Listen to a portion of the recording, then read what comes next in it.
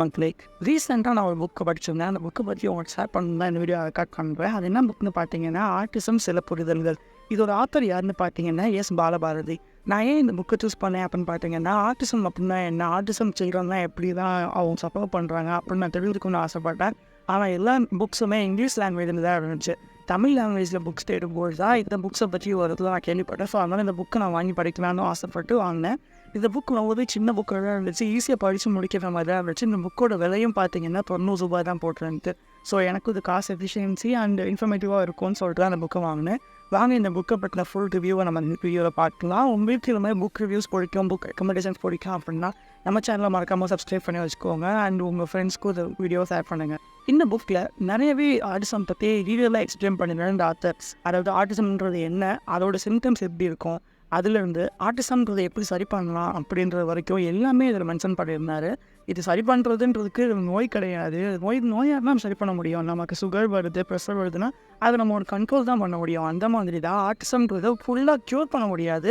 ஏன்னா அது ஒரு டிசீஸே கிடையாது, அது ஒரு குறைபாடு தான். அந்த குறைபாடை சரி செய்யலாம், ப்ரோலாங்காக சரி செய்யலாம். ஆனால் திருப்பி வர்றதுக்கு சான்சஸ் இருக்குது. அதை சரி பண்ணுறதுக்கும் ஒரு வழிமுறைகள் இருக்குன்றது தான் இந்த புக்கில் நேராகவே எக்ஸ்பிளைன் பண்ணியிருந்தார். இந்த ஆத்தரோட முயற்சி ரொம்பவே சூப்பராக இருந்துச்சு. ஏன்னா அவர் இங்கிலீஷ் நூல்கள் இருந்தும் சரி, நிறைய தெரப்பிஸ்ட்டு இருந்தும் சரி, நிறைய இன்ஃபர்மேஷனை கேதர் பண்ணி அந்த இன்ஃபர்மேஷன் நமக்கு ஒரு மொத்தமாக ஒரு சோர்ஸ் டாக்குமெண்ட் மாதிரி கொடுத்துருக்காரு. நாம் நிறைய இங்கிலீஷ் நூல்கள் இந்த மாதிரி ஆர்டிசம்க்கு நிறைய நூல்கள் இருக்குது. பட் ஆனால் எனக்கு தெரிஞ்சு தமிழில் ஒரு சிறப்பான கிளியரான நூலாக என்னோட நான் பார்க்குறேன். ஏன்னா இது நூலில் எப்படி நம்ம ஆர்டிசம் குழந்தைகளை கண்டுபிடிக்கலாம், அதாவது நம்ம குழந்தை பிறந்துச்சுன்னா அதோட மைல் ஸ்டோன்ஸ் என்ன, அதை அவங்க அச்சீவ் பண்ணுறாங்களா பண்ணலையா, பண்ணலைன்னா எந்த இடத்துல பண்ணலையோ எப்போ நம்ம அதை இம்ப்ரூவ் பண்ணுறதுக்காக தெரப்பிஸ்ட்டை கூட்டு போகணும், இதுக்கு எந்த மாதிரி டெஸ்ட் பண்ணுறது, நம்மளே வீட்டில் எப்படி டெஸ்ட் பண்ணலான்ற மாதிரி நிறைய விஷயங்களை ஷேர் பண்ணியிருந்தார். ஸோ இதில் எனக்கு ரொம்பவே பாதிக்கப்பட்ட விஷயம் என்னென்னு பார்த்தீங்கன்னா, நம்ம தீபாவளி பண்டிகைலாம் சின்ன வயசுலேருந்து கொண்டாடணும்னு ரொம்ப ஆசைப்பட்டிருப்போம். அதை கொண்டாடுறதுக்கு ரொம்ப ஈகராக வெயிட் பண்ணேன். இந்த வருஷம் தீபாவளி கிட்ட நெருங்க போகுதுன்னா இன்னும் 1 month தீபாவளி இருக்குது, 3 months தீபாவளி இருக்குது. இந்த டேட்டில் அடுத்த மாதம் தீபாவளிலாம் நம்ம கொண்டாடி இருக்கோம். ஆனால் இந்த ஆர்டிசம் பாதிக்கப்பட்ட குழந்தைகளோட பேரண்ட்ஸ்கிட்ட போய் இந்த ஆத்தர் நிறைய விஷயம் சேர்க்கும்போது அவங்க ஒரு இடத்துல சொல்கிற விஷயம் நமக்கே ரொம்ப கஷ்டத்தை ஏற்படுச்சு. என்னென்னா அவங்க என்ன சொல்கிறாங்கன்னா, எங்களுக்கு தீபாவளி பண்டிகையை பார்த்தாலே ரொம்ப பயமாக இருக்கும். இப்போ அடுத்த மாதம் தீபாவளி வருது அப்படின்னா எங்களுக்கு ரொம்பவே பயம் ஏற்படும் அப்படின்னு சொல்கிறாங்க. ஏன்னா இந்த மாதிரி குழந்தைங்களால கிராக்கர் சவுண்டை அவங்களால கண்ட்ரோல் பண்ண முடியல. அவங்களுக்கு ஒரு இம்பேலன்ஸை கொடுக்குது. அவங்களால அதை தாங்கிக்க முடியாதனால அவங்க கஷ்டப்படுறது எங்களால் பார்த்துட்டு இருக்க முடியலை. அண்ட் அவங்களோட பிஹேவியரும் ரொம்ப சேஞ்ச் ஆகுது.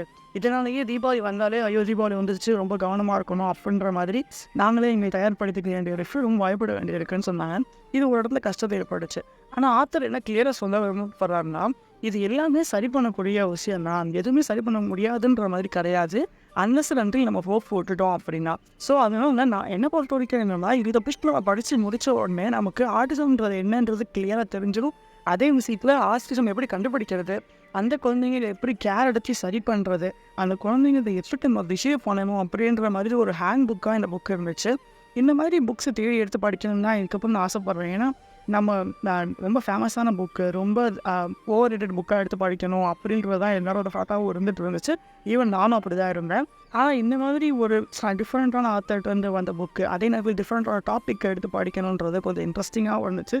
நல்லவேளை நான் வாங்கின புக்கும் அதை ஃபுல்லாகவே பூர்த்தி பண்ணுச்சு. ஏன்னா இதில் பெற்றோர்களுக்கான யோசனைகள்ன்ற வரைக்கும் அவங்க வீட்டில் போய் என்ன பண்ணேன், தெரப்பிஸ்ட் கிளாஸ் கூட்டு போயிட்டு வீட்டுக்கு அவங்க என்ன பண்ணணும், அவங்களோட கடமைகள் என்ன, மற்ற நார்மல் சைல்டோட பேரண்ட்ஸாக இருந்தீங்கன்னா நீங்கள் எப்படி ஸ்பெஷல் சைல்டோட பேரண்ட்ஸுக்கு சப்போர்ட் பண்ணணும் அப்படின்றத சூப்பராகவே சொல்லியிருந்தாங்க. அண்ட் இதில் ஒரு விஷயம் அவர் சொல்லியிருந்தார். என்ன சொல்லியிருந்தாருன்னா, நீங்கள் ஒரு நார்மல் சைல்டோட பேரண்ட்டாக இருந்தீங்கன்னா கூட இந்த புக்கை படிங்க, அதாவது இந்த விஷயங்களை தெரிஞ்சு வச்சுக்கோங்கன்னு சொல்கிறாரு. அது என்ன விஷயம்னா, நீங்கள் நார்மல் சைல்டோட பேரண்ட்டாக இருந்துட்டு உங்களுக்கு ஸ்பெஷல் சைல்டோட பேரண்ட்டை ஒரே ஸ்கூலில் சேர்க்க விட மாட்டுறாங்க அப்படின்னு சொல்லி ஒரு குற்றச்சாட்டு அவர் எடுத்துருந்தார். ஆமாம், வெளிநாடுகள்லாம் பார்த்தீங்கன்னா ஸ்பெஷல் சில்ட்ரனுக்காக ஸ்பெஷல் ஸ்கூல்ஸ் இருக்கும். நம்ம அதே மாதிரி நம்ம தமிழ்நாடும் சரி, நம்ம இந்தியாவிலையும் சரி, ஸ்பெஷல் சில்ட்ரன்ஸ்க்கான ஸ்கூல் நிறையா வந்துச்சு. ஆனால் இந்த தெரப்பிஸ்ட் டாக்டர்ஸ்லாம் என்ன சொல்கிறாங்கன்னா, இந்த மாதிரி ஸ்கூலில் சேர்க்குறத விட நார்மல் சைல்டோடு நீங்கள் கலந்து சொல்கிற மாதிரி அந்த நார்மல் ஸ்கூலில் சேர்த்தா தான் ஈஸியாக குணமடைகிறதுக்கும் ஈஸியாக அவங்களுக்கு வாழ்க்கையை மேம்படுத்துறதுக்கும் யூஸ் ஆகும். ஏன்னா இது ஒரு டிசீஸ் கிடையாது, மற்றவங்களுக்கு பரவாதுன்றதை சொல்லிட்டாங்க. ஆனால் என்ன பிரச்சனைன்னு சொல்ல வராங்கன்னா, மற்ற நார்மல் ஸ்கூல் தரப்பில் இருந்து நம்ம நார்மல் ஸ்கூல் பேரண்ட்ஸ்லாம் நார்மல் சைல்டோட பேரண்ட்ஸ்லாம் என்ன பண்ணுறாங்கன்னா, இல்லை இந்த மாதிரி சில்ட்ரன்ஸ் படிக்கிறாங்க, ஸோ அதனால் நாங்கள் இந்த ஸ்கூல் ப்ரிஃபர் பண்ணுறது இல்லை அப்படின்ற மாதிரி அப்போஸ் பண்ணுறாங்களாம். ஸோ அதனால தான் ஸ்பெஷல் சில்ட்ரனுக்காக எஸ்எல் ஸ்கூல் மாதிரி நிறையா வந்துச்சு அப்படின்றது இந்த ஆத்தர் சொல்கிறாரு. ஸோ நம்மளோட கடமை என்னென்னா, நம்மளோட குழந்தைய மட்டும் இல்லாமல் நம்ம சுற்றி இருக்க சேம் சில்ட்ரன் நம்ம எங்கேயா பார்க்குறோம், நம்ம எங்கேயாச்சும் இது பண்ணுறோன்னா அவங்களுக்காக ஏதாச்சும் நம்ம ஒரு விஷயத்த பண்ணணுன்றது தான் என்னோட தாட்டாக இருந்துச்சு. ஏன்னா நாமளாக இப்போது நம்ம ஒரு குழந்தை பிறந்து நமக்கு கண் பார்வை தெரியலை, அதால் வாய் பேச முடியலை, அதால் வேறு ஏதாவது குறைபாடுகள் இருக்குது அப்படின்னா அதை நம்மளால் கண்டுபிடிச்சிக்க முடியும் ஈஸியாக. ஆனால் இந்த மாதிரி ஆட்டிசம் குறைபாடுகளை ஈஸியாக கண்டுபிடிக்கிறது இல்லை. ஏன்னா 3 வயசுக்கு அப்புறம் தான் அவங்களுக்கு பேசிக் சிம்டம்ஸே வருது. ஒரு சில குழந்தைகள் 12 வயசு 10 வயசு வரைக்கும் நாளாக இருந்துட்டு திடீர்னு ஆட்டிசம் கூட வராங்க. ஏன்னா இந்த ஆட்டிசம் எதனால் வருதுன்னு அப்படி டிஃபைன்டாக எதுவும் ரீசன் இல்லை. மல்டிபிள் ரீசன் சொல்கிறாங்க. பேரண்ட்ஸோட ஸ்ட்ரெஸ் அண்ட் இன்னொன்று ரொம்ப ஃபைட்டான விஷயத்தை பார்க்குறது அண்ட் இன்னொன்று மொபைல்ஸ் ஃபோன் நிறைய யூஸ் பண்ணுறது, நிறைய ரீசன் நிறைய பேர் சொல்கிறாங்க. ஆனால் டிஸ்க்ரீட்டாக இஸா ரீசன்ற மாதிரி எதுவுமே இல்லை. ஸோ நம்ம என்ன பண்ணோம்னா, முடிஞ்ச அளவுக்கு நாங்கள் சுற்றி இருக்க குழந்தைங்கள் ஸ்பெஷல் சில்ட்ரனாக இருந்தாங்கன்னா அவங்களுக்கு நம்மளோட சப்போர்ட்டை எது மூலியமாக கொடுக்கணுன்றது தான் இந்த ஆத்தரோட சில முக்கியமான பாயிண்ட்ஸாகவும் சொல்லப்படுது.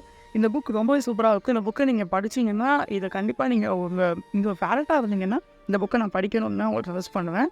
ஸோ இந்த மாதிரி அடுத்த புக்கோட உங்களுக்கு நான் அடுத்த வீடியோஸ் சந்திக்கிறேன். உங்களுக்கு புக் ரெக்கமெண்டேஷன்ஸ் பிடிக்கும், புக் ரிவ்யூ பண்ணுறது பிடிக்கும் அண்ட் இன்னொன்று புக்ஸ் பற்றி பேசுகிற சேனல்ஸ் பிடிக்கும் அப்படின்னா நம்ம சேனலில் நீங்கள் சப்ஸ்கிரைப் பண்ணி வச்சுக்கோங்க. நானும் ஒரு வீக்லி ஒன்ஸ் ஒரு வீடியோ போடுறேன். இது மாதிரி இன்னொரு புக்கோட ஒரு லிஸ்ட்டோட நான் அடுத்த வீடியோ சந்திக்கிறேன். Until then, bye.